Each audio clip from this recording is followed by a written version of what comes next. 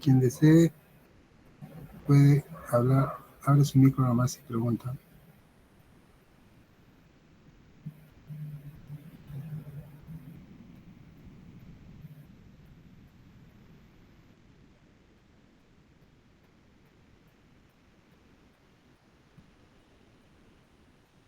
Durante la charla, los que tengan alguna duda, abren su micro y preguntan. Como voy a hacer en pantalla completa, no voy a ver las manitos.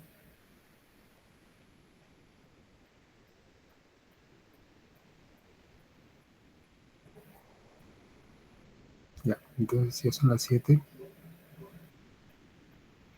Empezamos. Ya. Muy bien.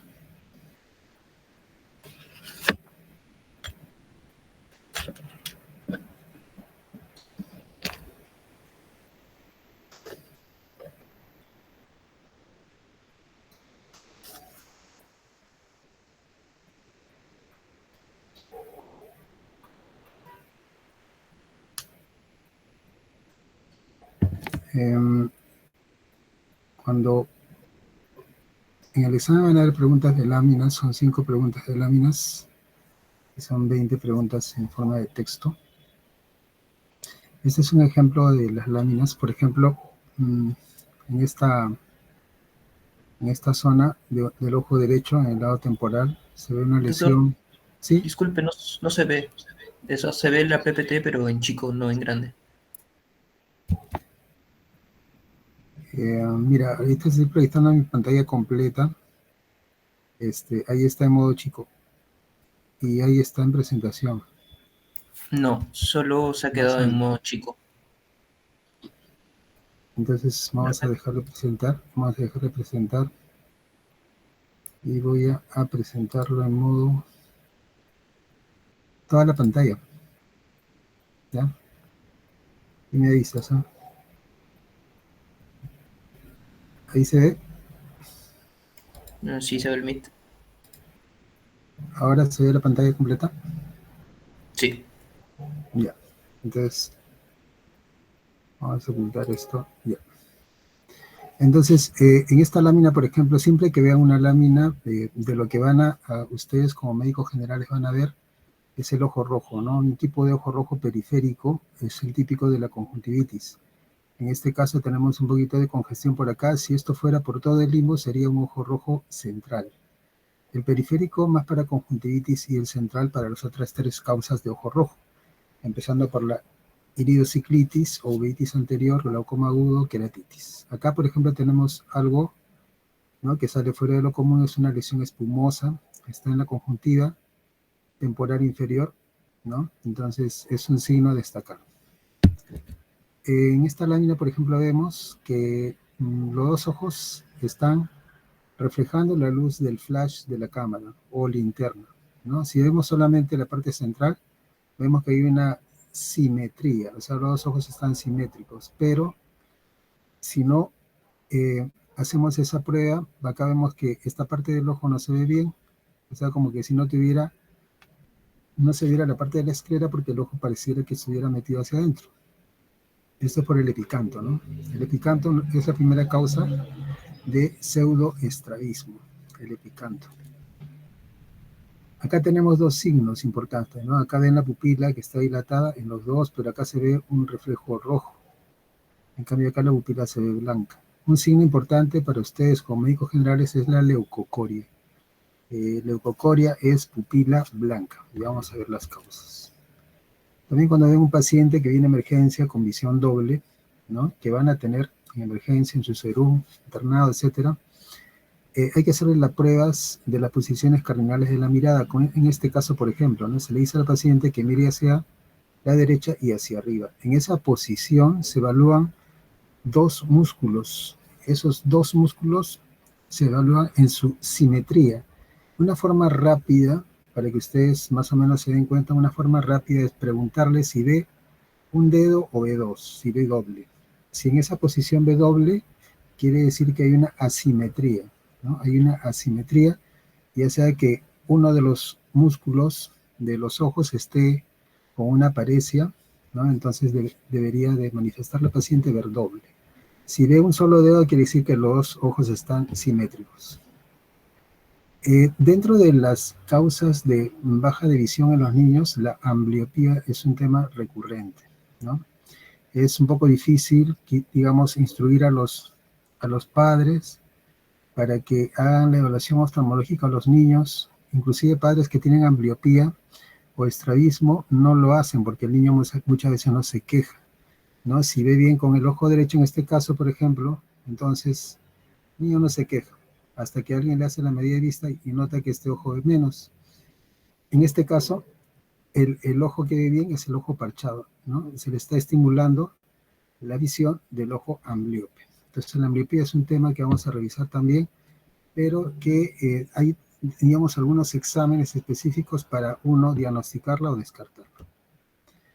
En cuanto a los músculos, es importante tener en cuenta que estos tienen una disposición en forma de espiral, ¿no? Hay una espiral. Este es el espiral de Tilox, ¿no? Más o menos hay una distancia del limbo hacia la inserción de 5.5 milímetros, en el caso del recto medial, este es el ojo derecho, 6.5 milímetros para el recto inferior, 6.9 milímetros para el recto lateral y 7.7 milímetros para el recto superior, ¿no?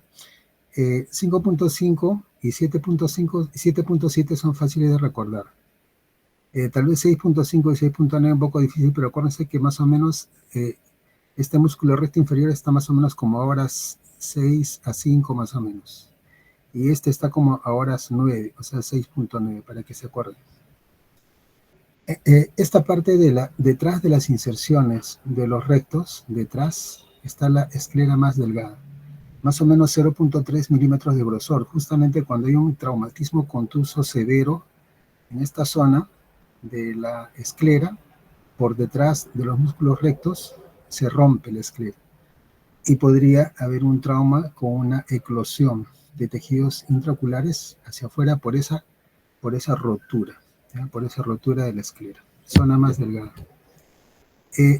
El músculo se mueve de acuerdo a tres ejes. El eje horizontal o eje X permite moverse hacia arriba, elevación, y hacia abajo, depresión. El músculo vertical o Z permite moverse hacia afuera, abducción, o hacia adentro, abducción. Este es el ojo derecho. El eje anteroposterior o eje Y permite dos movimientos torsionales, hacia afuera, extorsión, y hacia adentro, intorsión. Los cuatro músculos que están entre el eje X y Z son movimientos, los cuatro movimientos son movimientos voluntarios. En cambio, los movimientos que están en el eje Y son involuntarios y se dan en sentido contrario a la inclinación de la cabeza. Este es el ojo visto desde arriba. Acá tenemos el eje Z, que se ve como un punto. El eje X se ve una línea horizontal y el eje Y anteroposterior. Más o menos, la disposición del eje visual, ¿no? Coincide con el eje Y, y el eje de la órbita no coincide con el eje Y. Y si hablamos de grados, más o menos hay una diferencia, hay una angulación de 23 grados entre el eje de la órbita y el eje anteroposterior. Y los músculos oblicuos tienen una inclinación más o menos de 51 grados entre el eje anteroposterior y el eje de los oblicuos. ¿Esto para qué sirve? Por ejemplo, cuando evaluamos el recto lateral, al paciente le decimos que mire hacia afuera. Este es el ojo derecho. Entonces decimos que el recto lateral está bien. Si hubiera una parálisis de recto lateral, el ojo estaría metido hacia adentro, ¿no? Fácilmente, al hacer el examen de los movimientos, nos damos cuenta que el ojo no se puede abducir. Entonces decimos, hay una parálisis de recto lateral. Entonces, si el recto lateral está bien, ponemos un check a ese movimiento o una cruz, y en esa posición ya sucede que el eje visual coincide con el eje de los músculos rectos verticales. Entonces, en esa posición, existe un equilibrio entre el recto superior y el recto inferior, ¿no? Existe un equilibrio. Y en esa posición, el único músculo que eleva el ojo es el recto superior, y el único músculo que deprime el ojo es el recto inferior. Por qué no en la posición mirando de frente, si eleva el ojo, por qué no decimos que ahí estamos evaluando el recto superior? Porque mirando de frente hay dos músculos que elevan el ojo, es el recto superior y es el oblicuo inferior, entonces tenemos que separarlos, ¿ya? Entonces, cuando el ojo se dirige hacia adentro, principalmente por el recto medial, le damos un check a esa posición y decimos que está bien, pero si hay una parálisis del recto medial, el ojo va a estar desviado hacia afuera, ¿no es cierto? No puede dirigirse hacia adentro, no puede hacer aducción. Pero como en este caso el recto medial está bien, entonces el ojo se dirige hacia adentro y en ese momento el eje visual coincide con el eje de los oblicuos. Y en ese momento existe un equilibrio entre los oblicuos, siendo el oblicuo superior que al contraerse el oblicuo superior deprime el ojo y el oblicuo inferior más bien lo eleva por la posición en la que se están insertados en el ojo. ¿Ya? Entonces, en esa posición del ojo mirando hacia adentro hay un equilibrio entre los oblicuos. Si el ojo se eleva, le damos un check al oblicuo inferior, y si el ojo se deprime, un check al oblicuo superior. Esas son las 6 posiciones cardinales de la mirada. ¿Ya? Acá tenemos un cuadrito que también ya lo han visto en anatomía, que es un resumen de las acciones de los músculos extraoculares. En cuanto al recto medial y el recto lateral no hay problema, ¿no? Y en cuanto a los rectos verticales, la principal función del oblicuo superior es elevación y del oblicuo inferior es depresión. Los oblicuos tienen como principal función o acción la torsión, siendo el oblicuo superior principalmente intorsor y el oblicuo inferior extorsor. Hay una mnemotecnia que nos sirve para ver la parálisis del oblicuo superior, ¿ya? Los superiores, o sea, el recto superior y el oblicuo superior intorsionan. Los superiores intorsionan. Y más bien los inferiores, que serían el recto inferior y el oblicuo inferior, extorsionan. ¿Ya? Esa es una mnemotecnia importante para explicarnos la parálisis del cuarto palo, ¿ya? Es importante también que vean en esta tablita qué es lo que hace cada músculo en cada uno de los ejes, ¿ya? Ahí está, es un resumen de las acciones de los músculos en cada uno de los ejes. Por ejemplo, el recto superior eleva, intorsiona y aduce. Y así para los otros músculos, ¿ya? En cada uno de los ejes que están marcados ahí. Entonces, cuando viene un paciente que dice que ve doble, hay que hacerle el examen de las posiciones cardinales de la mirada. Cuando hablamos de movimiento bilateral, ¿ya? Cuando hablamos de los movimientos de los dos ojos, hablamos de versiones. O sea, la versión es un movimiento de ambos ojos. Cuando es una versión de ambos ojos, es una versión hacia la derecha, es una dextroversión. Cuando es un movimiento de ambos ojos hacia la izquierda, es una levoversión, ¿no? Levo es para la izquierda y dextro es para la derecha. Dextroversión, levoversión. Entonces nosotros decimos, el paciente hace una dextro-supraversión. Dextro-supraversión es hacia la derecha y hacia arriba. Entonces los dos ojos se dirigen hacia la derecha y hacia arriba. ¿Qué músculos están siendo evaluados? ¿No? En esa posición de la dextrosupraversión se evalúa en el ojo derecho el recto superior y en el ojo izquierdo el oblicuo inferior. En esa posición hay una simetría de ambos ojos, de la posición de ambos ojos, y el paciente no ve doble. ¿Ya? Acuérdense de eso, hay una simetría y el paciente no ve doble. Si es que el paciente ve doble, ¿ya? Si el paciente ve doble, uno de los dos músculos está alterado. Podría ser o el recto superior del ojo derecho o el oblicuo inferior del ojo izquierdo, si ve doble, ¿ya? Si ve doble ya hay una alteración, ¿ya? Entonces, si decimos en qué posición queremos evaluar, o sea, queremos evaluar el oblicuo superior del ojo derecho, ¿no? Sospechamos, por ejemplo, una parálisis del oblicuo superior. Entonces, ¿qué hacemos con el paciente? Le decimos que mire hacia la izquierda y hacia abajo.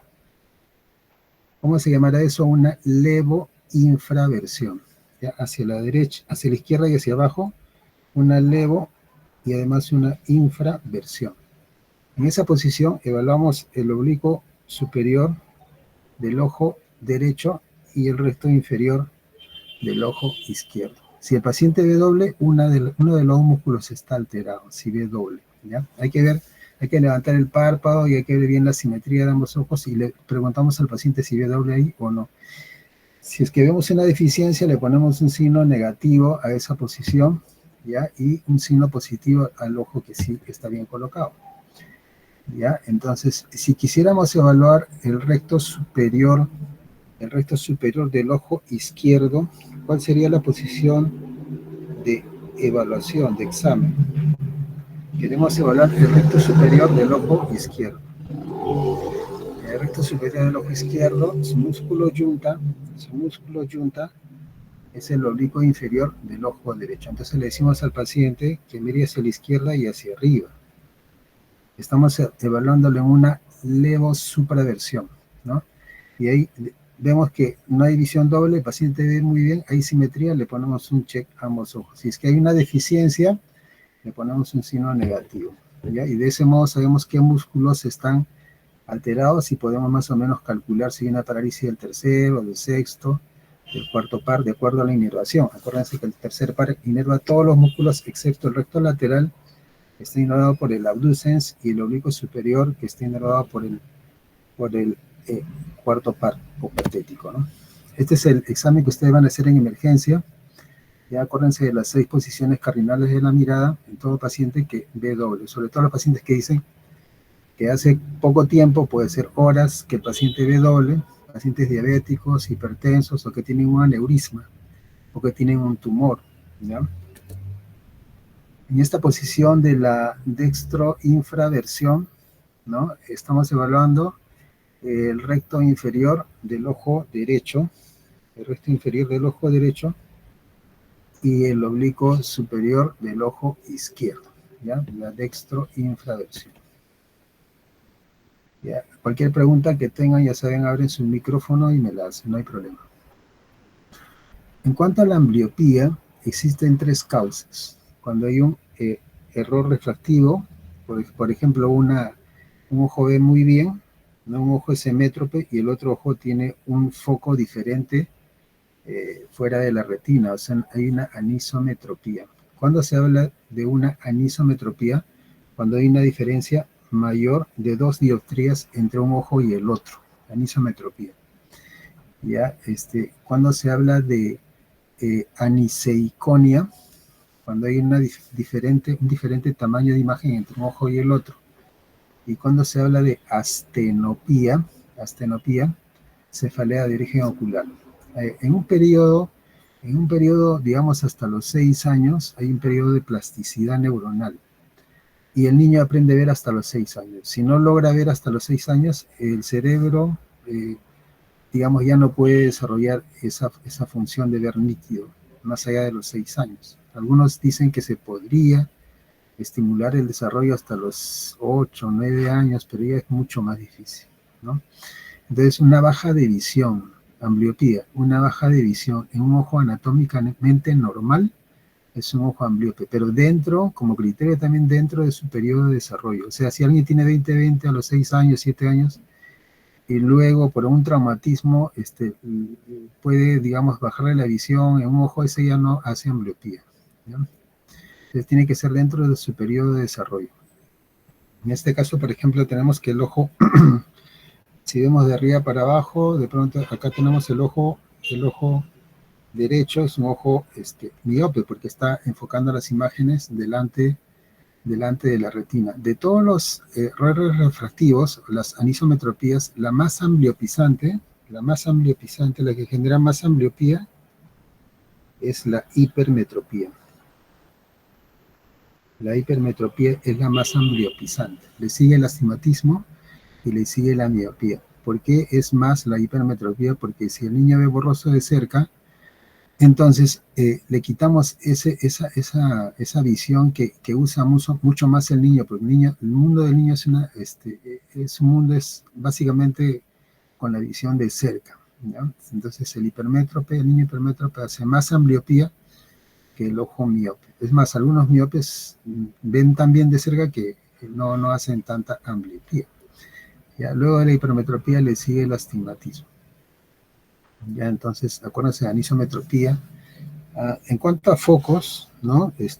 Acuérdense también la clase de refracción, más o menos para hacerles recordar, si un foco se encuentra más o menos a 1 milímetro, de la retina, eso equivale a 3 dioptrías, ¿no? O sea, si un foco se encuentra a 1 milímetro delante de la retina, sería un miope de -3. Si un foco se encuentra a 2 milímetros, de la retina, ya sería un miope de -6. Y este dato de -6 es importante porque a partir de -6 ya se habla de alta miopía o miopía degenerativa. En estos pacientes que son altos miopes axiales, los miopes axiales hacen una prolongación del ojo hacia atrás, eso se llama estafiloma posterior. Entonces, eso es para...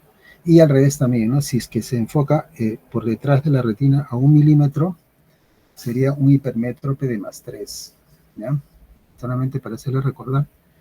Acuérdense de los astigmatismos, simples, compuestos mixtos, etc. Entonces, ¿cómo diagnosticamos un pobre foco o un error refractivo? Con la cartilla de Snellen o el examen de la agudeza visual, dependiendo de la edad, ¿no? La cartilla de la letra E también podría ser. Y nosotros vemos si hay una asimetría en la agudeza visual. La otra causa de esta baja de visión es cuando el ojo está desviado, el estrabismo también, ¿no? O sea, el niño desarrolla su visión por el ojo que ve bien, pero el ojo desviado, al emitir la imagen, al ir al cerebro, el cerebro ve doble y eso no le conviene, lo anula. Ya hasta los 6 años puede anular. Si un joven que veía 20/20 tiene el ojo desviado por un trauma, por lo que fuere, no lo puede anular. O sea, siempre va a tener diplopía. Pero los niños no, los niños anulan esa visión por ese ojo y hacen ambliopía. El niño como que si viera por un lado y ve normal, para él no ve doble, porque hacen ambliopía del ojo desviado. ¿Cómo nos damos cuenta de esto? Con el test de Hirschberg.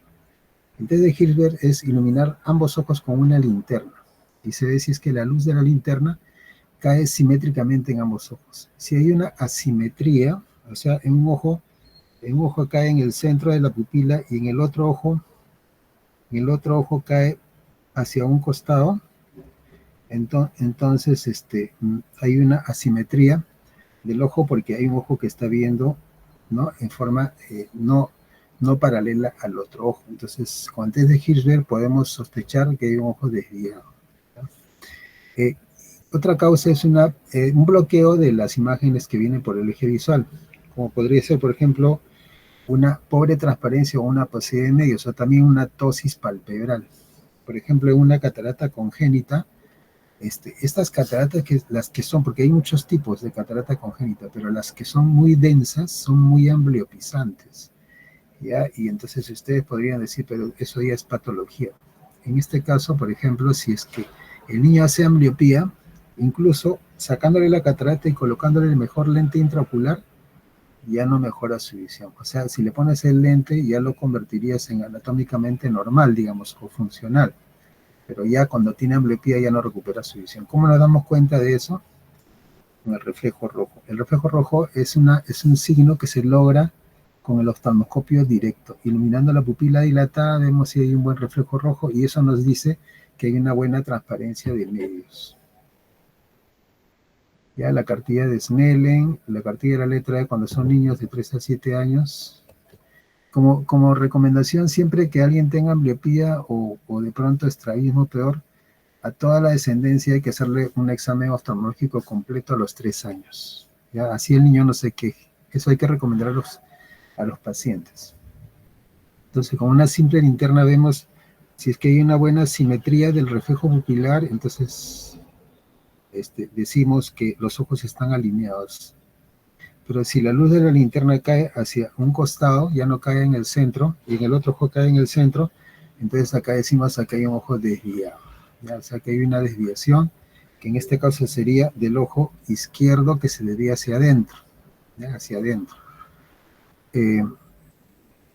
Hay incluso graduaciones de la desviación de acuerdo a dónde caiga la luz, ¿ya? Y se puede más o menos sospechar cuántos grados está desviado el ojo. En este caso, por ejemplo, vemos una desviación marcada. Ya de hecho se puede ver, ¿no? Pero para confirmar la desviación, le ponemos la luz de la linterna y vemos que en el ojo derecho está centrado, pero en el ojo izquierdo no. Si acá, si ustedes ven el reflejo de la luz de la linterna, en este caso es un reflejo que cae, digámoslo así, ¿ya? En el borde pupilar, ya no cae en el centro de la pupila, acá cae en el centro de la pupila. O sea, en el ojo derecho cae en el centro de la pupila, pero en el ojo izquierdo cae en el borde pupilar, incluso un poquito más hacia allá, ¿no? Pero te digo, en el borde pupilar, ¿cuál de ellos? El borde pupilar nasal. Entonces, si el reflejo de la luz de la linterna cae a la altura del borde pupilar nasal, ¿hacia dónde está desviado el ojo? El ojo está desviado hacia afuera, ¿ya? Hacia afuera. Y cuando se desvía hacia afuera, a eso se llama exotropia.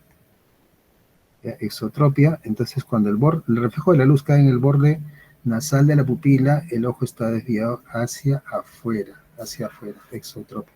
Al revés, si el reflejo cae en el borde temporal de la pupila, el ojo está desviado hacia adentro. ¿Se entiende, no? El reflejo rojo normal, cuando iluminamos la pupila dilatada, iluminamos la pupila, se ve un reflejo rojo porque la luz pasa libremente por los medios transparentes. ¿Cuáles son los medios transparentes? La córnea, el humor acuoso, el cristalino, el humor vítreo, ¿ya? Y se ve el reflejo rojo de la coroides, porque la retina es transparente, la retina no tiene color. Ya la retina tiene vasos y eso, pero el color rojo lo da la coroides, ¿ya? Si tuviéramos un problema, por ejemplo, de la córnea, si tuviéramos un leucoma, veríamos una sombra en ese reflejo rojo. Si tuviéramos una catarata, por ejemplo, también. Si hubiera una uveitis, un hipopio, también habría un bloqueo de ese reflejo rojo. Si hubiera una hemorragia vítrea, también. Los niños, por ejemplo, prematuros, podrían hacer un desprendimiento de retina, ya total. Ya, eso lo vamos a comentar más adelante, pero también podría haber un bloqueo del reflejo rojo. Si hay un tumor también puede haber un bloqueo. En este caso, por ejemplo, vemos que al niño se le tapa con la mano el ojo derecho y no lo tolera. Esta prueba se llama cover test. Se le tapa el ojo izquierdo y con el ojo derecho es normal. Le tapas el ojo derecho, es como si le taparas los dos ojos. Entonces, esta prueba es bastante simple. Ustedes tapan un ojo nada más y ven cuál es la reacción del niño. Ahí no le están pidiendo la bolsa visual, no le están haciendo nada, pero de hecho, claro, con la luz también pueden ver si el ojo está desviado. En este caso, los ojos están centrados y el niño no se queja de que no ve. Pero si le está tapando el ojo derecho, ¿qué quiere decir? Que ese ojo derecho es el ojo dominante. Si le tapan el izquierdo, no se queja el niño. Entonces, el ojo derecho es el ojo dominante, el ojo izquierdo es el ojo ambliope. Entonces, ¿cuál es el caso en este niño? Por ejemplo, es un niño, por decir, de unos 4 o 5 años, que tiene, por ejemplo, una refracción de +1 en el ojo derecho, es hipermétrope de +1. Esas hipermetropías de +1, +1.5, con la acomodación el niño lo puede superar. Pero en el otro ojo tiene +5. Ya, aquí hay una anisometropía hipermetrópica, o sea, ahí ya el ojo izquierdo el niño no lo puede, digamos, de algún modo compensar. Entonces, ese niño está haciendo ambliopía por una anisometropía hipermetrópica. ¿Cuál sería el tratamiento? Mira, cuando son una anisometropía, la mejor manera de todas las correcciones para esa edad, la mejor manera de corregir una anisometropía es con un lente que esté lo más cerca posible al ojo, ¿ya? O sea, entre un lente de montura y un lente de contacto, mejor es un lente de contacto. O sea, ahí le pondríamos un lente de contacto. Un poco difícil a veces, pero Ese es el tratamiento de las anisometropías. Pero con eso simplemente no vamos a corregir la ambliopía. O sea, la corrección de la anisometropía es una cosa y la corrección de la ambliopía es otra. Aparte de los lentes, al niño se le tiene que tapar un ojo. En este caso, como el ojo ambliope es el izquierdo, entonces se le pone un parche temporal. Antiguamente se ponían muchas horas, pero últimamente se ponen menos. Podría ser unas 4 horas, de acuerdo a la severidad de la ambliopía. Y se le pone el parche y se le estimula la visión del ojo ambliope. Entonces, ¿cómo se llama el tratamiento de la ambliopía? Terapia de oclusión. Este signo de la leucocoria es muy importante para ustedes, ¿no? La leucocoria es la pupila blanca. No vayan a confundir leucocoria con leucoma. Leucoma es una cicatriz, una opacidad en la córnea. Leucocoria es una opacidad detrás del iris, en la pupila. Y la causa más frecuente es catarata congénita, esas densas, ¿no? Y la causa más grave es el retinoblastoma, que es el tumor intraocular maligno más frecuente de la edad pediátrica. Hay otras causas, como por ejemplo la persistencia del vítreo primario. En el desarrollo embriológico existe el vítreo primario, que es un vítreo vascularizado, ¿no? Y luego se atrofia y se forma el vítreo secundario, que es el definitivo. Pero si este vítreo primario no se atrofia, queda como una placa blanquecina detrás de la pupila, detrás del cristalino, ¿ya? Entonces, a eso se llama persistencia del vítreo primario hiperplásico, también da leucocoria. Y otra que no se deben olvidar, como ya les he dicho, es la retinopatía de la prematuridad. Si hay un niño prematuro necesita, de todas maneras, una evaluación oftalmológica. Hay criterios, ¿no? Un niño menor de 1500 gramos, etcétera, menor de 37 semanas. O sea, hay criterios para enviarlos al oftalmólogo, pero grábense eso, por lo menos, de que si es prematuro, ya que el oftalmólogo le haga una evaluación.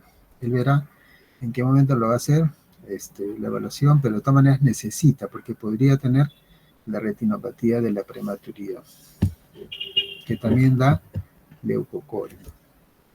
Las cataratas densas, las cataratas congénitas densas, unilaterales, se operan rápido, porque no solamente te generan ambliopía, sino el niño queda con nistagmus. Entonces la cirugía es urgente dentro de las 4 semanas, algunos dicen de las 4 a 6 semanas. Cuando son bilaterales, se opera dentro de las 4 a 6 semanas y un ojo después de 7 días de operar el otro. Ya las cataratas densas, entonces, son muy ambliopizantes, las densas, ya que ocupan todo el cristalino, porque hay otras que son puntiformes, polares, anteriores, posteriores, etcétera, que no baja mucho la visión, pero las densas sí hay que operarlas rápido.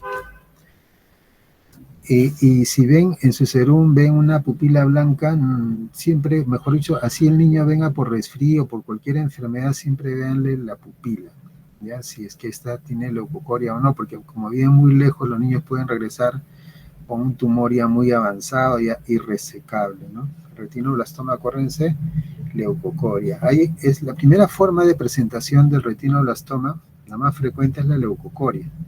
La segunda forma de presentación es el estrabismo, el ojo desviado. Y la tercera es el ojo rojo periquerático, o sea, como una uveitis, a veces como ifema, etc. Si el niño viene con las 3 cosas, ya con mayor razón sospechan de retinoblastoma. ¿Ya? Existen, digamos, 2 tipos de estrabismo. Uno que es un estrabismo que se puede ver, es el manifiesto, a eso se llama atropia. Y el otro estrabismo, que es el latente, a eso se llama foria, ¿no? Para ver un estrabismo latente hay que tapar un ojo. Cuando se tapa el ojo, ese ojo tiende a desviarse, ahí hablamos de foria, ¿ya? En cambio, para el manifiesto, a simple vista se ve que el ojo está desviado, ponemos la linterna, lo confirmamos con el test de Hirschfeld. Más o menos afecta a un 4% de la población, es multifactorial, pero la herencia es muy importante. Por eso es que es importante, si es que hay alguien con estrabismo o ambliopía, hacerle el consejo de que a la descendencia, a los 3 años, todos los hijos deben tener una evaluación oftalmológica que incluya la medida de vista, ¿no? Un bloqueo en cualquiera de los niveles de la formación de la visión podría generar un estrabismo, por ejemplo, un tumor dentro del ojo, como el retinoblastoma. ¿no? Por eso es que al bloquear la imagen, entonces el ojo ya no tiene un buen punto de fijación y se desvía. Ya, estrabismo es la segunda forma de presentación en cuanto a frecuencias del retinoblastoma. ¿Ya? Lógicamente el niño no tolera la visión doble y su cerebro tiene la capacidad de eliminar esa visión del ojo desviado y ese ojo hace ambliopía. En cuanto al tratamiento, que es la terapia de oclusión, hay que tener cuidado de no pasarse muchas horas porque podría ser que con la terapia de oclusión el ojo bueno se vuelva ambliope, ¿no? Entonces eso se convierte en una ambliopía inversa por un exceso en la terapia de oclusión. Antiguamente se ponían muchas horas, sobre todo cuando veía muy poco, con la esperanza de que recupere, pero luego hacían ambliopía inversa. Entonces hay que poner las horas, pero no, digamos, un tiempo adecuado, no en exceso. La forma más frecuente de estrabismo es la horizontal, y dentro de la horizontal, la más frecuente es en la que el ojo se desvía hacia adentro, ¿no? En medicina muchas veces han escuchado la palabra endotropia, ¿no? Endotropia es sinónimo de esotropia, son lo mismo. ¿Ya? Endotropia o esotropia son lo mismo cuando el ojo se desvía hacia adentro, cuando se desvía hacia afuera es exotropia. ¿Ya? Y cuando se desvía hacia arriba es hipertropia y hacia abajo es hipotropia. Pero la más frecuente es la esotropia. De acuerdo a la edad de inicio, antes de los 6 meses se habla de congénita y después de los 6 meses se habla de adquirida. Hay una forma acomodativa de estrabismo cuando se presenta por alta hipermetropía.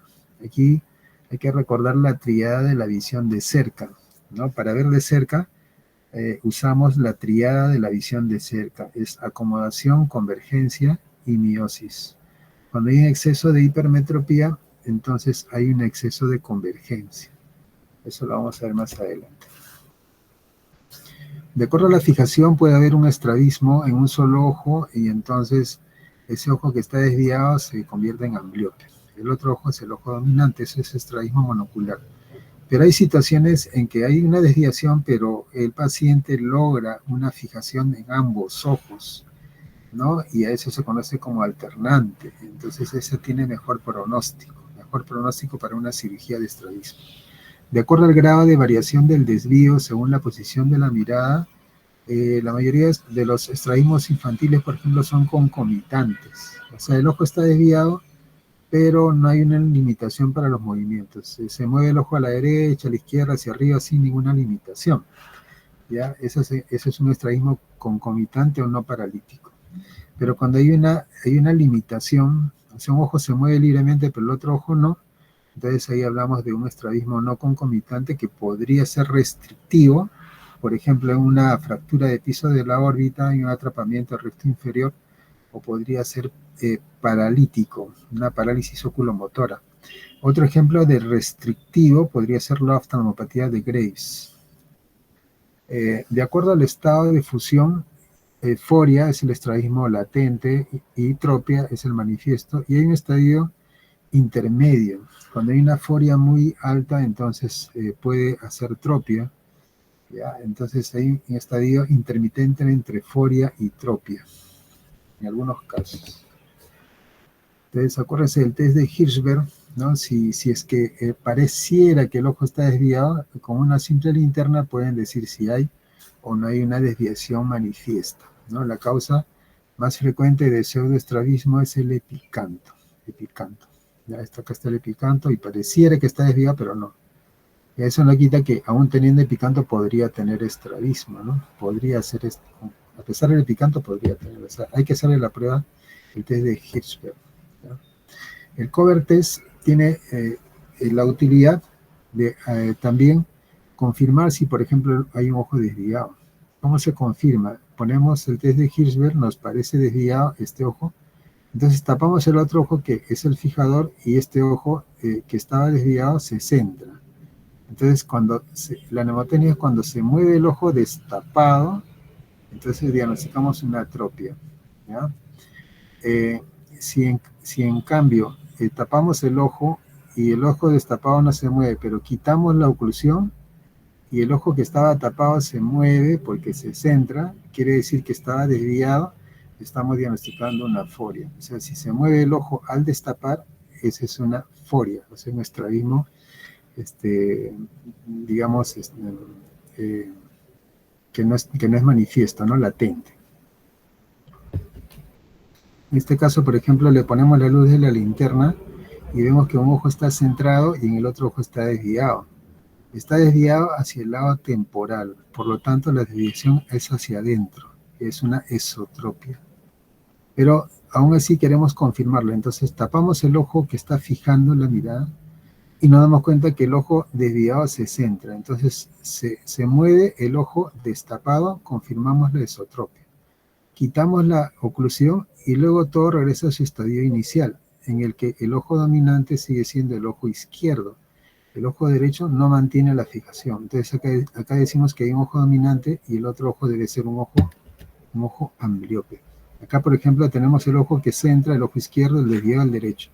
Tapamos el ojo que centra la mirada y el ojo derecho se centra. Al quitar la oclusión, nuevamente regresa todo al estadio inicial, que concluimos que el ojo izquierdo es dominante. Y el ojo derecho es un ojo que no mantiene la fijación, entonces probablemente es un ojo ambliope. Acá, por ejemplo, el ojo fijador es el izquierdo.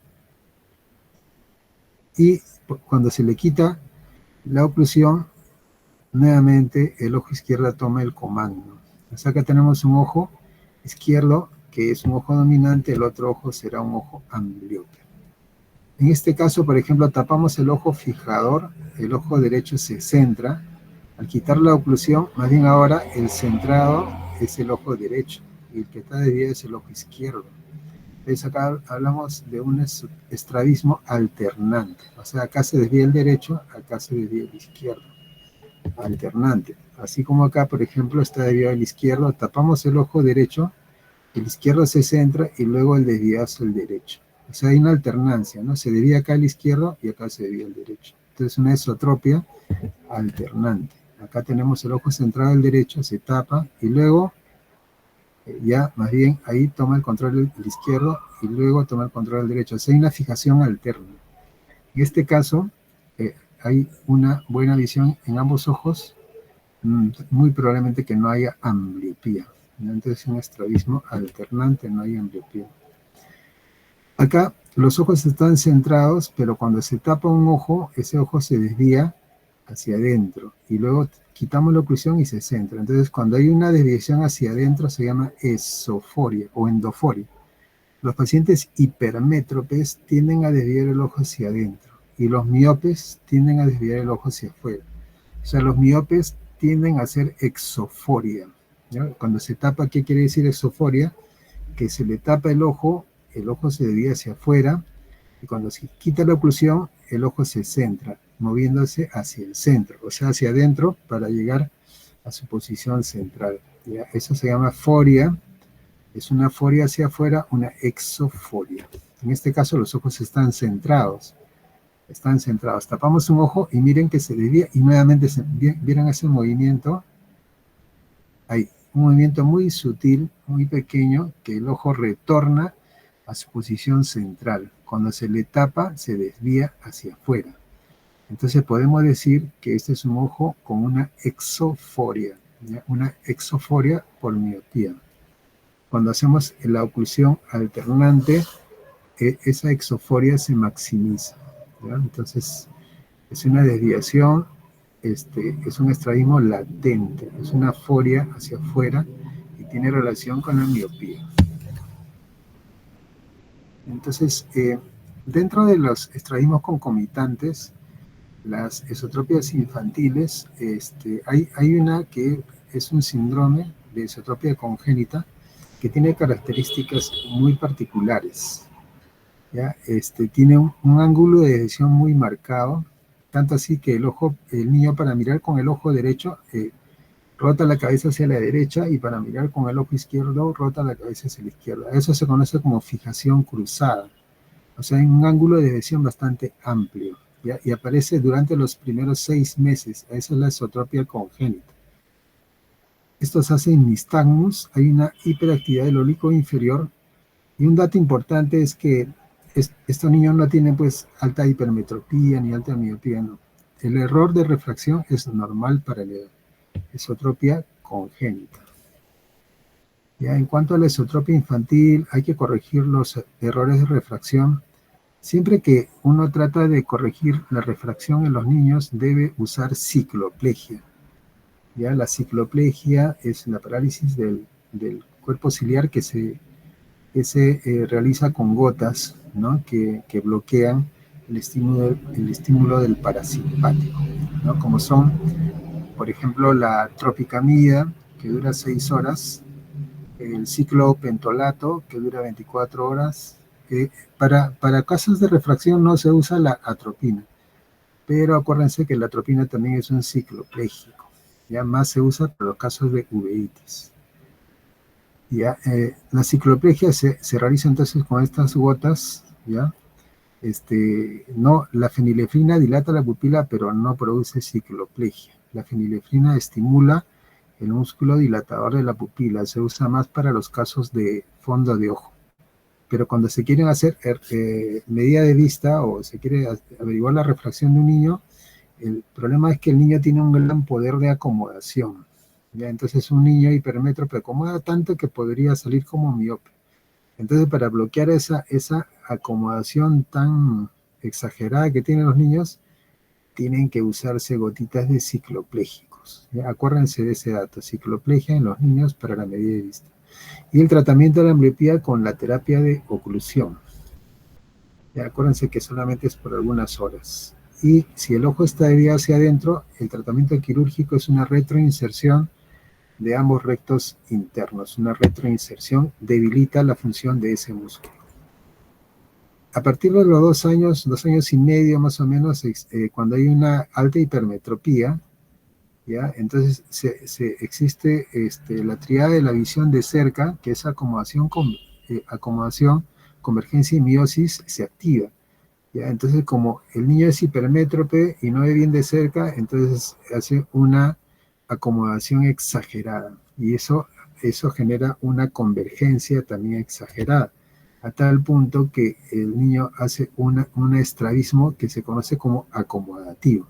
Cuando ese estrabismo acomodativo es solamente refractivo, entonces se colocan lentes positivos, ¿no? De hipermetropía, y solamente con los lentes se corrige ese tipo de estrabismo acomodativo. Incluso podría necesitar bifocales, ¿ya? Acuérdense, alta hipermetropía, esotropia acomodativa.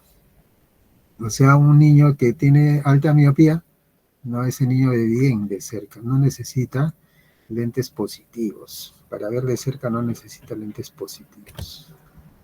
En cambio, el alto hipermétrope sí necesita lentes positivos y puede hacer una esotropia acomodativa, ¿ya?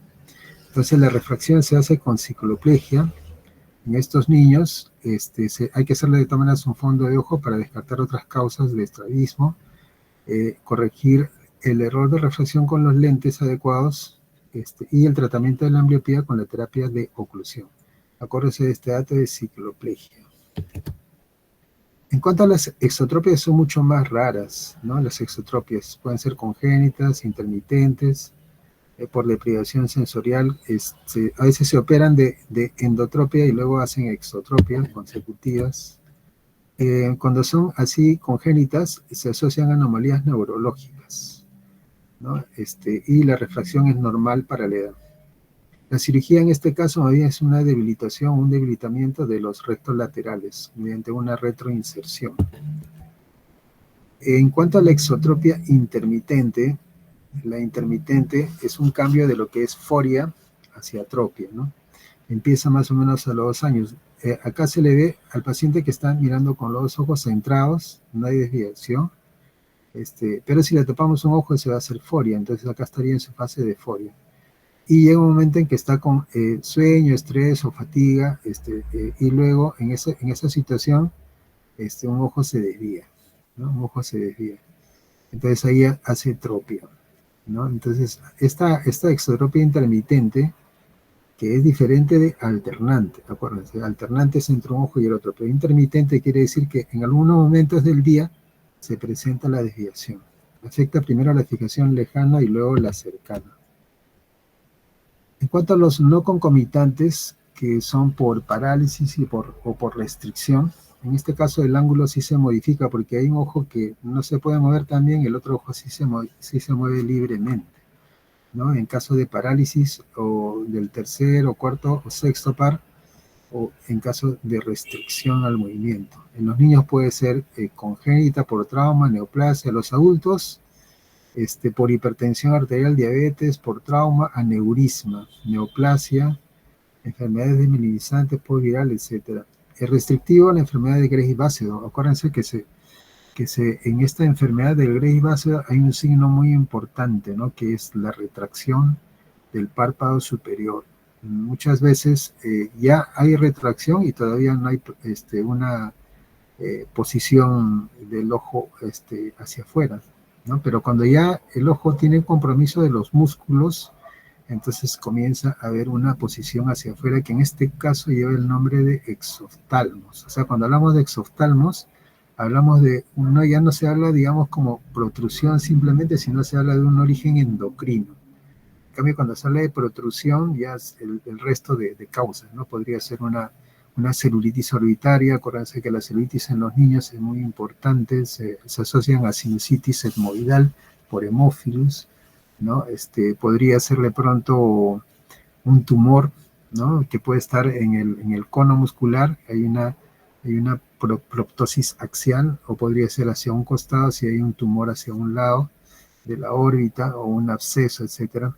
Si hay una fractura de piso de la órbita, también hay un estrabismo restrictivo. Cuando hay un atrapamiento del recto inferior, hay una prueba que se hace para ver si hay atrapamiento, ¿no? Por ejemplo, el paciente se fractura el piso de la órbita y puede mover el ojo libremente, pero si es que el ojo no mueve el ojo hacia arriba, no lo puede elevar, podría ser por una parálisis del recto superior o podría ser por un atrapamiento del recto inferior. Entonces, con una pincita se agarra la conjuntiva a nivel del limbo del ojo que está con la fractura y se eleva. Si es que hay una restricción al movimiento, entonces hay un atrapamiento del recto inferior. Eso se conoce como el test de deducción forzada. En este caso, por ejemplo, el ojo izquierdo, si ustedes lo ven, se mueve libremente para todos lados, con él no es el problema. Acá tenemos un esparadrapo que ya nos está diciendo que hay una ptosis palpebral, ¿no? Y además el ojo derecho tiende a desviarse hacia afuera, ¿ya? Y cuando quiere desviar el ojo hacia la izquierda, no lo puede hacer, ¿ya? Entonces acá hay una desviación del ojo hacia afuera y un poquito hacia abajo, hay ptosis, no se puede ver muy bien la pupila, pero ya acá estamos sospechando de una parálisis del tercer par. Hay dos tipos de parálisis del tercer par, hay una completa y hay una incompleta. Cuando hay ptosis, desviación del ojo hacia afuera y hacia abajo, y además midriasis, ahí se habla de una parálisis completa del tercer par. Pero cuando hay una ptosis y una desviación del ojo, pero la pupila está normal, entonces ahí hablamos de una parálisis incompleta. En ambos casos, el paciente debe venir a emergencia, no solamente porque el párpado se le cayó, sino porque ve doble. O sea, siempre el paciente se va a quejar de que ve doble. Es una parálisis reciente, entonces hay que estar pensando en diabetes, hipertensión, aneurisma, tumor, algo que afecte el tercer par, porque estamos diagnosticando una parálisis del tercer par. Acuérdense de esa triada de la parálisis completa: ptosis, estrabismo y midriasis. ¿Cuál de las dos es la más grave? La parálisis completa, ¿ya? Porque afecta la pupila, esa es la más grave. ¿Y por qué es la más grave? Cuando afecta la pupila quiere decir que está afectando las fibras pupilares que viajan por la periferia del tercer par. Y se afectan porque hay una compresión. Puede ser un aneurisma, puede ser un tumor. Entonces, si ustedes son pacientes que ve doble, le ven la pupila dilatada, necesariamente tienen que pedir la interconsulta a un neurólogo o un neurocirujano. Ese paciente de emergencia no se puede ir, porque en su casa podría rompérsele el aneurisma. Entonces necesita una evaluación neurológica. En cambio, cuando se afectan las fibras que van por el centro del nervio, o sea, como una especie de un infarto de la vasa nervorum, no se afectan las fibras pupilares. Entonces ese paciente viene con ptosis, estrabismo, pero la pupila está normal. En este caso, sospechamos de diabetes, hipertensión arterial, etc. Entonces ese paciente se puede ir a su casa y regresa al día siguiente para una evaluación por el cardiólogo, etcétera, por el endocrinólogo, una evaluación por consulta externa. Entonces, acuérdense, la midriasis nos dice la gravedad, que nos dice que hay afectación de las fibras pupilares. ¿Ya? O sea, si vemos un paciente que viene viendo doble y de pronto tiene ptosis, exotropia y tiene midriasis, ¿cuál podría ser la causa?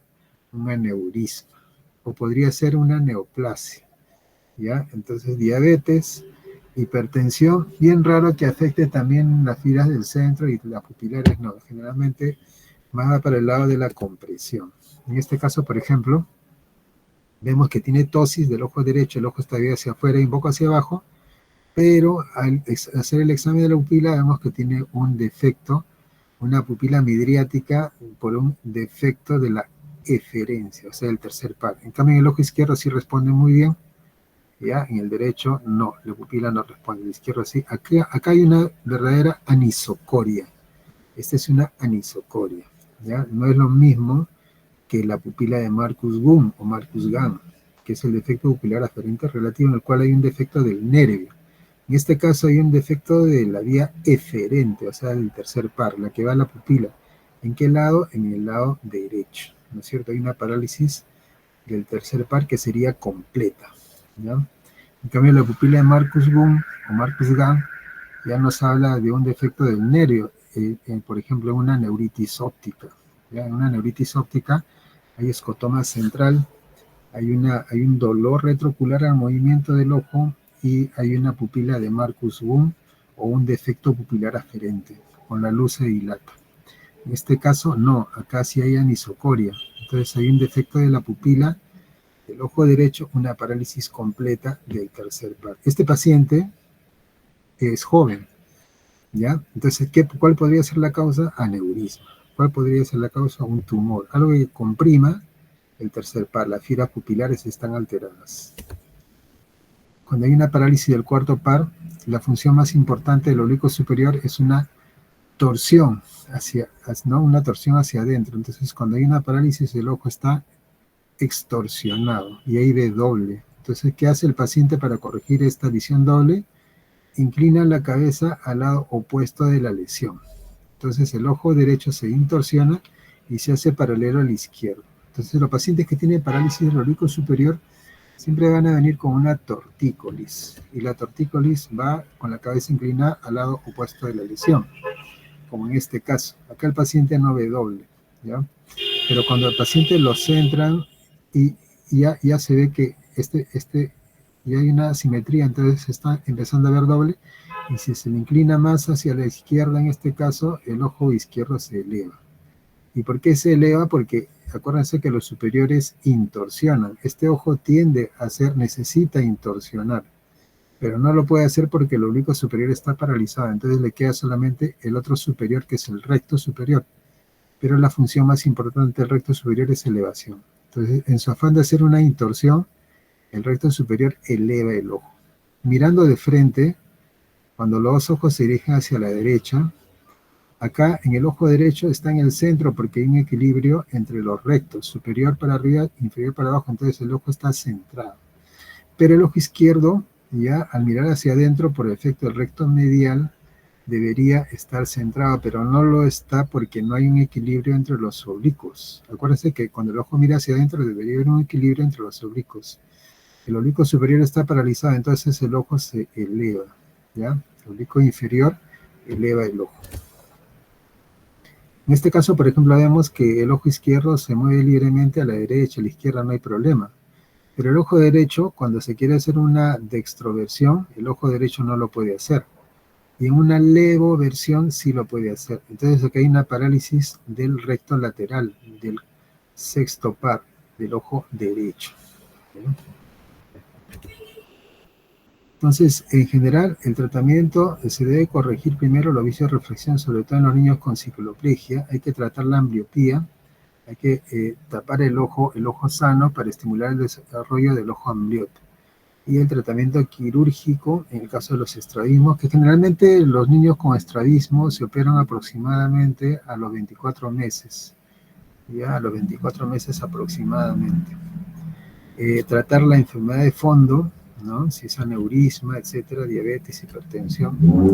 La retroinserción, cuando se corta el músculo de su inserción y se inserta más atrás, la retroinserción debilita la función del músculo. Ya en este caso, por ejemplo, si el ojo está debido hacia adentro, entonces hay que hacer una retroinserción del recto medial. Pero miren acá, en esta zona, si se puede ver acá, se ve medio de un color más oscuro. ¿Por qué se ve de ese color? Porque en esa zona la esclera está muy delgada. Esa es la zona donde la esclera está muy delgada. Acuérdense que por ahí se puede romper, puede haber una rotura de la esclera. ¿Ya? Entonces la zona más delgada de la esclera está por detrás de la inserción de los rectos. Ya hay que tener mucho cuidado de colocar una sutura en esa zona porque podría uno llegar hasta la uvea o hasta el vítreo. En cambio, en el supuesto caso que quisiéramos reforzar la función de un músculo, entonces se hace una resección. O sea, parte del músculo anterior se quita, se corta y la parte posterior se adelanta hacia la inserción. En este caso se refuerza la función de un músculo, ¿no? En algunos casos de cirugía de extraísmo, que es muy compleja, se puede requerir que un músculo tenga mayor función que otro, ¿no? Entonces, acuérdense la terapia de oclusión en el caso del tratamiento de ambliopía. No solamente hay que poner los lentes, porque si solamente se ponen los lentes, el niño siempre va a seguir usando su mejor ojo. ¿Ya? Para estimular el desarrollo del ojo ambliope hay que tapar el mejor ojo. En cuanto a la agudeza visual, de 20/20 a 20/60 se considera como normal para las actividades promedio que tiene el paciente. Ya de 20/60 a 20/200 se habla de una deficiencia visual o baja visión. De 20/200 a 20/400 una deficiencia visual severa. Menos de 20/400 a NPL ceguera total o amaurosis, ¿no? Entonces esta es la clasificación de la agudeza visual para la OMS. Todas las mediciones son en el mejor ojo, con la mejor corrección, y podría haber un campo visual menor de 10 grados que puede ser equivalente a ceguera, ¿ya? Acuérdense que el campo visual se mide en grados y, digamos, para el ojo derecho, ¿ya? Lo que voy a dibujar es cómo el paciente ve, ¿ya? Cómo el paciente ve en el ojo derecho, como si ustedes fueran el paciente. Cuando hablamos de grados, ¿ya? La mancha ciega, que es la que le corresponde al nervio óptico que está hacia el lado nasal, entonces la mancha ciega está hacia el lado temporal. Este es el lado nasal, la mancha ciega está hacia el lado temporal. Esa zona de la mancha ciega es la zona que el paciente, es un escotoma fisiológico, ¿ya? El nervio no puede ver porque no tiene fotorreceptores. Pero hablando de grados, más o menos hay una limitación en la extensión del campo visual. O sea, el paciente no es que ve como un círculo, ve como el lente de un aviador. Más o menos 50 grados hacia arriba, 60 grados hacia el lado nasal, ¿ya? 70 grados hacia abajo, más o menos 90 grados hacia el lado temporal. Hacia arriba 50 porque tiene una limitación por el reborde orbitario superior. Hacia el lado nasal 60 porque también está limitado por la nariz, ¿ya? Hacia abajo el pómulo más o menos 70, pero el lado temporal sí ve hasta 90, incluso hasta más, porque no hay una limitación. Entonces esa es la forma del campo visual. Ustedes examinan el campo visual y luego de ver la periferia, si tiene más o menos una extensión más o menos adecuada, en cada cuadrante le hacen ver los dedos y van poniendo un check en su historia clínica, ¿no? Acuérdense, las lesiones del campo visual ya van a revisarlas ahora en la clase de neuro. Ya en medicina interna han visto la neonopsia bitemporal, etcétera, cuadrantanopsias, todo eso para los infartos del lóbulo temporal, parietal, etcétera. La causa más frecuente de ceguera a nivel mundial es la catarata, ¿no? Es la causa más frecuente de ceguera recuperable. La segunda causa es el glaucoma y luego le sigue la retinopatía diabética en general. La mayoría de causas de ceguera se dan en países en vías de desarrollo y la mayoría son evitables, ¿ya? La mayoría son evitables. En cuanto a la ceguera, mucho más en África, en Asia, en esas zonas, sobre todo porque en esas zonas hay bastante problemas de tracoma, ¿no? Infección por Clamidia trachomatis, que es la primera causa de ceguera corneal. En el Perú también la catarata sigue siendo la principal causa, el glaucoma y luego la retinopatía diabética. Últimamente hay muchos casos de degeneración macular senil, ¿no? Porque ha aumentado la expectativa de vida, ¿ya? El glaucoma es la segunda causa, pero se considera la primera causa de ceguera irrecuperable, el glaucoma, ¿ya? Y la retinopatía diabética es la tercera causa, pero es la primera causa de ceguera en pacientes en edad laboral, la retinopatía diabética. En causas prevenibles de ceguera, por ejemplo, tenemos que el tracoma se podría prevenir, ¿no? En África, siendo una infección, se podría prevenir. La hipovitaminosis A también se podría prevenir. Eso más hay en zonas del África, donde hay bastante desnutrición. Oncocercosis también. El pterigión también podría causar ceguera en zonas que están muy expuestas a la radiación ultravioleta, ¿no? Solamente un cambio, una protección de la luz ultravioleta con lentes adecuados podría prevenir un cambio también de la residencia, ¿no? Curable la catarata, ya, porque se opera con una cirugía de catarata, se pone lente intraocular y el paciente recupera su visión hasta donde tenía, ¿no es cierto? Puede llegar a 20/20.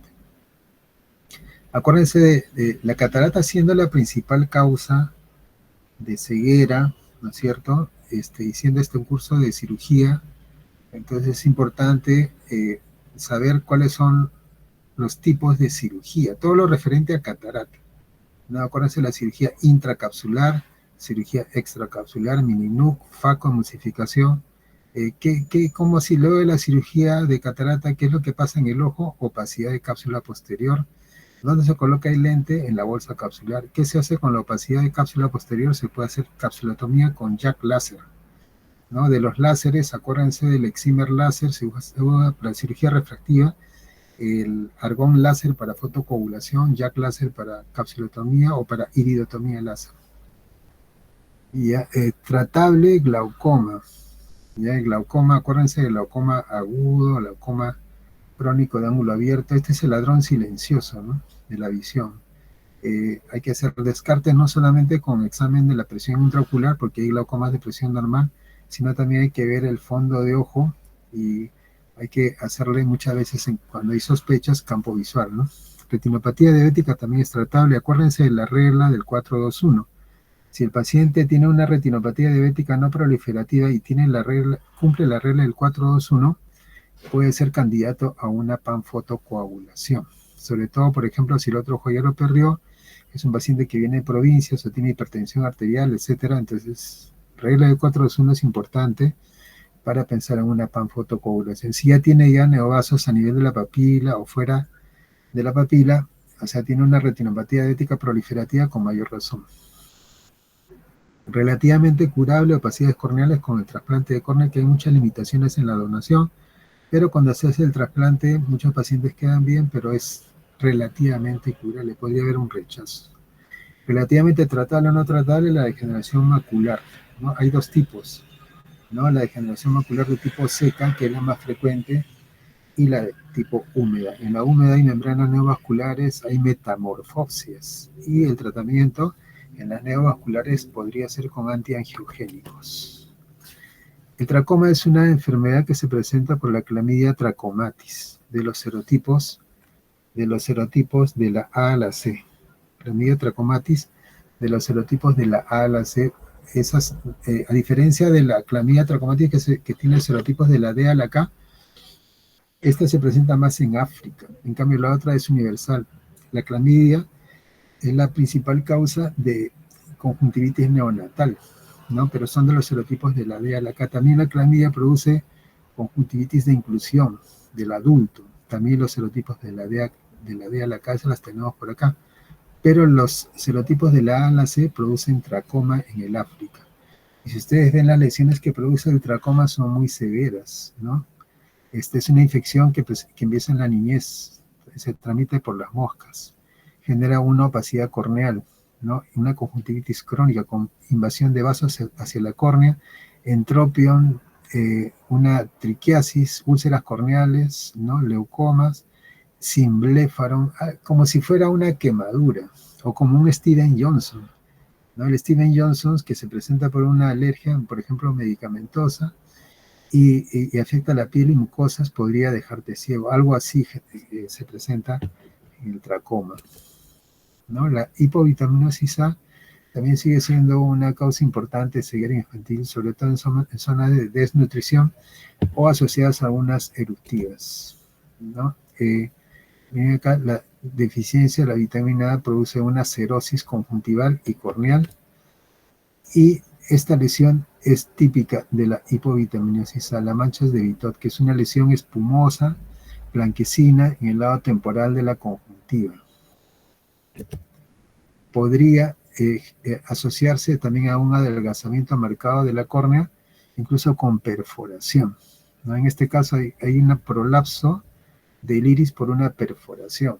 Más o menos parecido el cuadro a lo que se presenta con un trauma ocular a globo abierto. Acuérdense que cuando hay un trauma ocular a globo abierto, lo que tiene que hacer el médico general es darle tratamiento antibiótico sistémico. ¿Por qué? Porque se podría presentar una endoftalmitis. ¿Ya? ¿Cuáles son los signos de una perforación? En este caso tenemos una perforación, entonces puede haber, aparte del prolapso de la uvea, como hay una perforación, puede haber salida del humor acuoso. Cuando sale el humor acuoso hay un signo típico, el signo de Seidel positivo. Eso puede haber en una perforación. ¿Qué más puede haber en una perforación? Un aplanamiento de la cámara. Tanto así que la córnea se choca al iris y a eso se conoce como atalamia. En una perforación puede haber atalamia. En una perforación puede haber hipotensión ocular. Es más, en algunos casos de trauma ocular, de una herida, digamos,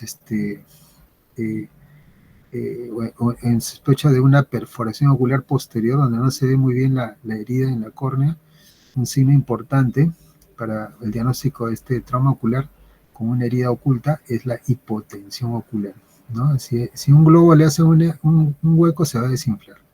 Entonces, en el ojo, si tiene una herida oculta, la hipotensión es un signo clave. Entonces, todo eso se puede presentar, acuérdense, lo que se puede presentar en un trauma ocular a globo abierto. En este caso, se perforó la córnea por una hipovitaminosis A igualmente, ¿no? Tiene Seidel positivo, tiene atalamia, tiene prolapso de la uvea, tiene hipotensión ocular, la visión está disminuida, etc. Y tiene riesgo también de endoftalmitis. Ya cuando es muy marcada la hipovitaminosis, entonces hay una queratomalacia, hay una necrosis de la córnea total. Entonces, en este caso, muchas veces ya ni se puede hacer un trasplante de córnea, ¿no? Probablemente el paciente ya está presentando también endoftalmitis y va hacia una evisceración. Indicaciones, por ejemplo, para evisceración, aparte de que hay un trauma ocular, en el caso del estallamiento del globo ocular, cuando hay un estallamiento del globo ocular por un trauma muy severo, entonces el paciente está en NPL, no percibe la luz, entonces esos pacientes tienen riesgo de hacer por el prolapso de la uvea, ya que hay un trauma ocular con estallamiento del globo ocular y prolapso de la uvea, tienen el riesgo de hacer una enfermedad en el otro ojo. ¿Cómo se llama la enfermedad que se presenta en el otro ojo? En el ojo sano se llama oftalmía simpática. Entonces, en un trauma ocular a globo abierto con exposición de uvea, estallamiento del globo ocular, lo que se tiene que hacer es hacer una evisceración. Hay que limpiar todos los restos de uvea expuestas, ¿ya? Porque si no, se hace dentro de los 5 días del trauma. Si no se hace eso, el otro ojo va a tener una oftalmía simpática, ¿ya? Entonces, revisen bien ese tema de la oftalmía simpática en traumas oculares, porque van a ver, en su serum van a ver estallamientos del globo ocular, y van a ver que el paciente a veces no se hace la cirugía por X razones, y luego después de un tiempo, el otro ojo viene con una coroiditis, una ovitis posterior, y poco a poco va perdiendo la visión por una oftalmía simpática. Otra indicación de la evisceración es cuando hay por ejemplo, un glaucoma neovascular, ¿ya? A eso se conoce como el ojo ciego doloroso. Es el paciente diabético, ya en estadios avanzados, o un paciente que ha tenido una oclusión de vena central de la retina de tipo isquémica, hacen el glaucoma neovascular, ¿ya? La que se presenta en la oclusión de vena central de la retina se conoce como el glaucoma de los 100 días. Y estos pacientes quedan ciegos con un dolor intratable, se le da gotas, se les opera y el paciente sigue con dolor y con presión alta. Entonces, ¿cuál es la cirugía que se recomienda en ese caso de ojo ciego doloroso, también conocido como glaucoma absoluto? El tratamiento es evisceración. ¿Ya? Hay una prueba importante para todo lo que son maculopatías en general. ¿Ya? El test de Amsler, que es una simple cartilla con un puntito en el centro. Entonces al paciente se le pide que vea en el centro y que te diga si las líneas las ve rectas o las ve onduladas. Si el paciente tiene degeneración macular senil de tipo seca, donde solamente hay drúsenes, entonces la retina, la mácula está plana. Este paciente va a ver las líneas la ve rectas, ¿no? No va a tener distorsión. Pero si tiene una membrana neovascular o si hay una hemorragia debajo de la retina, hay una irregularidad. Entonces, esa irregularidad va a hacer que el paciente vea las líneas rectas, las vea onduladas. Esto tiene un nombre, se llama metamorfopsias. Entonces, ¿para qué nos sirve el test de Amsler? Para evaluar los 20 grados del campo visual central. En el caso de maculopatías, si hay una alteración, una irregularidad en la superficie de la mácula, el paciente va a tener una metamorfopsia, ¿no? Va a perder la visión del centro. Cuando tiene una maculopatía, digamos, muy avanzada, hacen hemorragia, hacen atrofia, entonces pierde la visión del centro. No pierden toda la visión porque la periferia todavía les ayuda, sobre todo cuando están, digamos, caminando, entonces por los costados ven y eso les ayuda hasta cierto punto. No es como uno que ha perdido completamente la visión, ¿no? Una atrofia del nervio óptico, por ejemplo, es así, queda ciego total, ¿no? ¿Ya? ¿En qué otro caso puede servir el test de Amsler? Por ejemplo, en la coroidopatía central serosa, paciente con estrés, hace una coroidopatía central serosa, como un desprendimiento seroso de la mácula. ¿Ya? El paciente está con mucho estrés, un paciente joven, entonces de un momento a otro presenta un desprendimiento seroso en forma cupuliforme, ya muy típico de pacientes jóvenes estresados. Eso se llama coroidopatía central serosa. Esa también va a dar metamorfopsias, pero no solamente metamorfopsias, al inicio también, como es un desprendimiento cupuliforme, entonces el diámetro antero-posterior se va a reducir. Y si el paciente veía bien, cuando se reduce el diámetro antero-posterior, este paciente que tiene coroidopatía central serosa va a ser hipermetropía.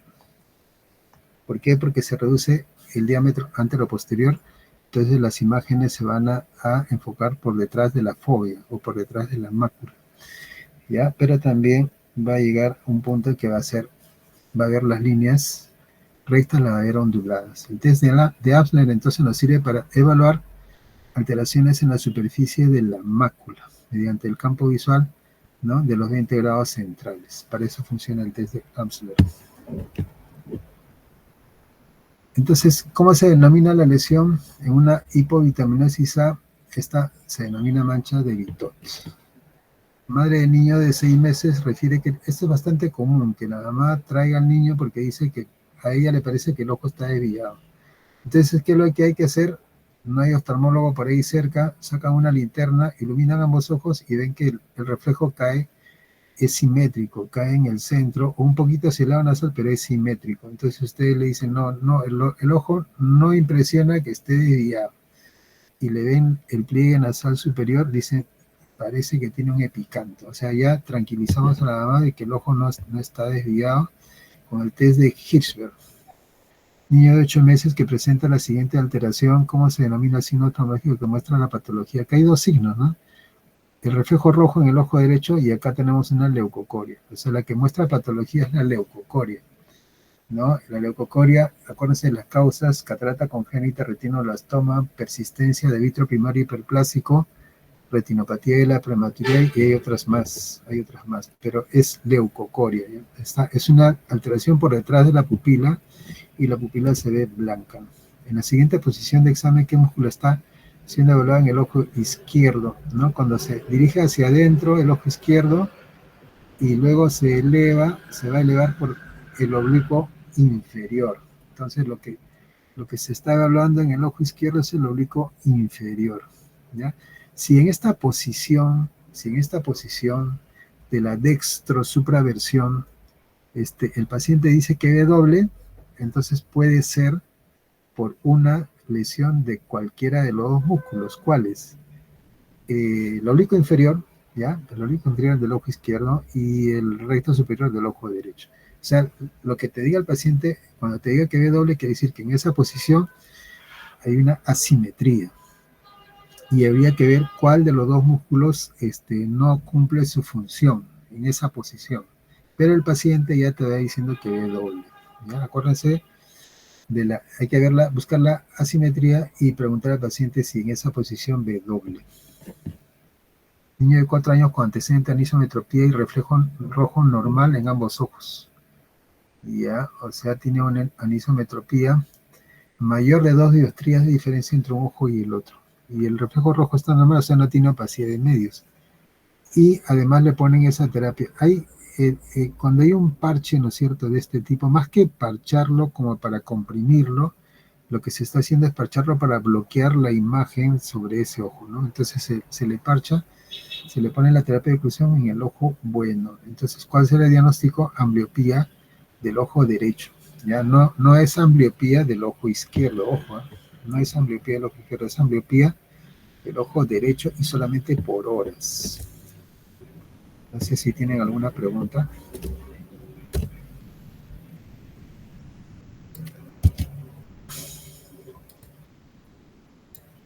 Doctor, disculpe, ¿podría repetir cómo diferenciar, por ejemplo, la dextrosupraversión? ¿Cómo diferenciar si el efecto era oblicuo inferior izquierdo o recto superior derecho?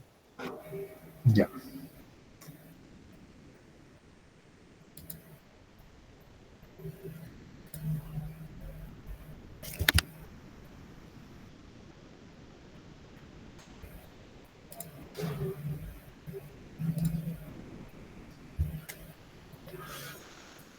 Sí se ve, ¿no? Sí, doctor.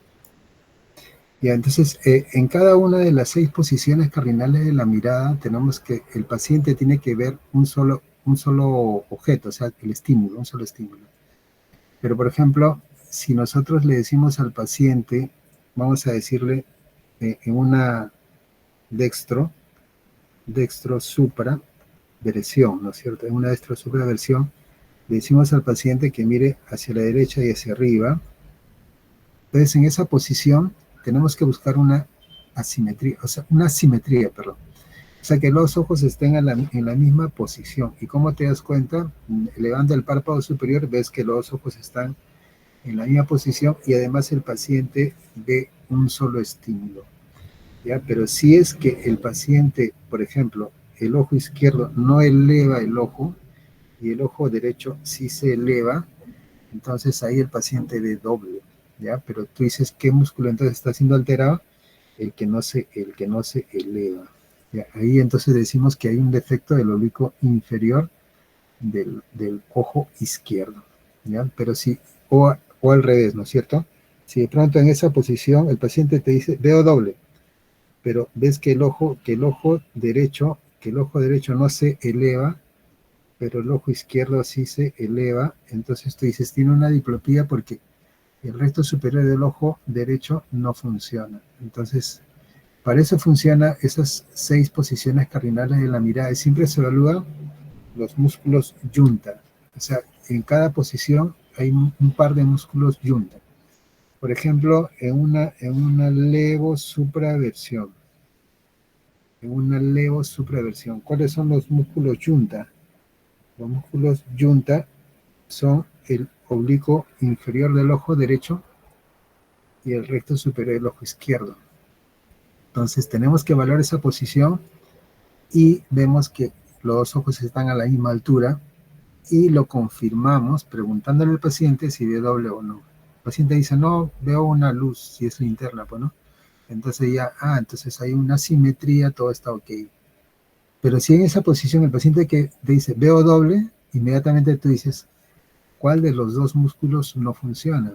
Entonces te fijas si el ojo se eleva o no se eleva, ¿no es cierto? En el caso del ojo derecho, si no se eleva, entonces el oblicuo inferior está mal, ¿no? Entonces ahí le pones un signo negativo, le pones un signo negativo al esquema, y te fijas en el ojo izquierdo, si sí se eleva, le pones un signo positivo. Entonces tú dices parálisis del oblicuo inferior del ojo derecho, ¿no? Pero ya la diplopía ya digamos, te ayuda a ver, a confirmar de que los ojos no están simétricos. No sé si se entendió. Doctor, en todo caso, para el caso de si es una infraversión, sería lo mismo, ¿no? Solamente que para abajo sería el que no deprime. El músculo que no deprime ya sería el recto inferior o el oblicuo superior. Claro, digamos que el paciente ve doble en la levoinfraversión, ¿no? Levoinfraversión, levoinfraversión. En la levoinfraversión estamos evaluando el oblicuo superior del ojo derecho y estamos evaluando el recto inferior del ojo izquierdo, ¿ya? Entonces, en esa posición, el paciente te dice, veo doble. Entonces ya tú dices, pone más esmero y dices, uno de los músculos no funciona. Y te fijas cuál de los dos no deprime el ojo. Digamos que el que no deprime es el ojo derecho. Entonces, el ojo derecho no deprime, le pones un signo negativo. Y el otro ojo sí deprime. Entonces, en ese caso, de la levoinfraversión, hay una parálisis del oblicuo superior del ojo derecho. Podría ser del ojo izquierdo, ¿no es cierto? En ese caso, sí, el ojo izquierdo no deprime, pero el ojo derecho sí. Entonces, en cada una de las 6 posiciones, evaluamos la posición de los músculos junta, ¿no? Y en esa posición nos damos cuenta cuál es el que no funciona, o sea, no ejerce la función que debería realizar en esa posición. No sé si se me entiende. Sí, doctor, todo claro. Y, por ejemplo, una parálisis del recto lateral del ojo derecho. Entonces, ¿qué sucede? Queremos llevar el ojo hacia la derecha. Entonces, nos vamos hacia la derecha. Hacia la derecha, los ojos. Entonces, ¿qué sucede ahí? El resto lateral no funciona en el ojo derecho, pero el resto medial sí funciona en el ojo izquierdo. Entonces, cuando le decimos al paciente que mire hacia la derecha, ¿el paciente qué te va a decir? Doctor, veo doble. ¿Ya? Entonces, ahí tú dices, el recto lateral del ojo derecho está paralizado. Entonces, hay una parálisis del sexto par. Y es más, tú quieres y le dices ya que mire, entonces mire hacia la izquierda. Mira hacia la izquierda y te das cuenta que el resto lateral del ojo izquierdo está bien y el resto medial del ojo izquierdo también está bien. Y le preguntas, ¿cuántas luces ves? Veo una, ¿no es cierto? Entonces ahí tú dices, es una parálisis del resto lateral del ojo derecho y en esa posición el paciente ve doble, ¿ya? ¿Se entiende? Sí, doctor. ¿Ya? ¿Alguna pregunta más?